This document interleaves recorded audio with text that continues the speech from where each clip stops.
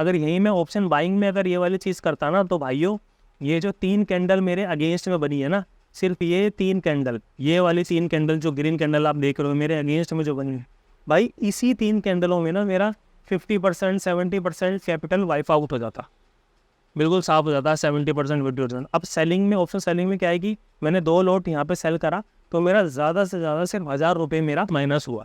तो अब सोचो आप लोग ऑप्शन बाइंग करके अपने भाई लाख रुपए, 2 लाख, 10 लाख, करोड़ों रुपए सिर्फ ये 3 कैंडलों पे ही अपना लॉस कर देते हो।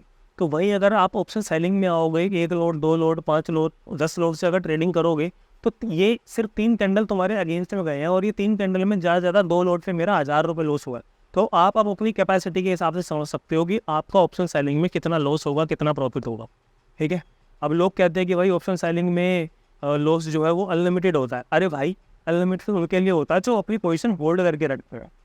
वो यार एसएल लेना जानते हैं, उनके लिए तो लिमिटेड लॉस है। जैसे ऑप्शन बाइंग में हमारा लिमिटेड लॉस हमारे हाथ में होता है करना, हमने एसएल लगा दिया, एसएल हिट हो गया तो एक हमने अपने लॉस को छोटा कर लिया, कम कर लिया।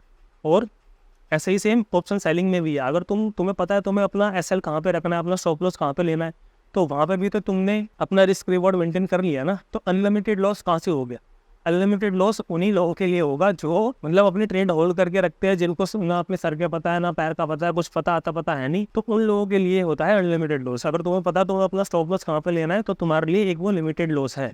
और अब इस लिमिटेड लॉस से तुम्हें लर्निंग भी बहुत मिलती है कि भाई तुम्हारे 3 अगेंस्ट में कैंडल गए हैं और तुम्हारा लॉस हुआ है सिर्फ 1000 रुपये का।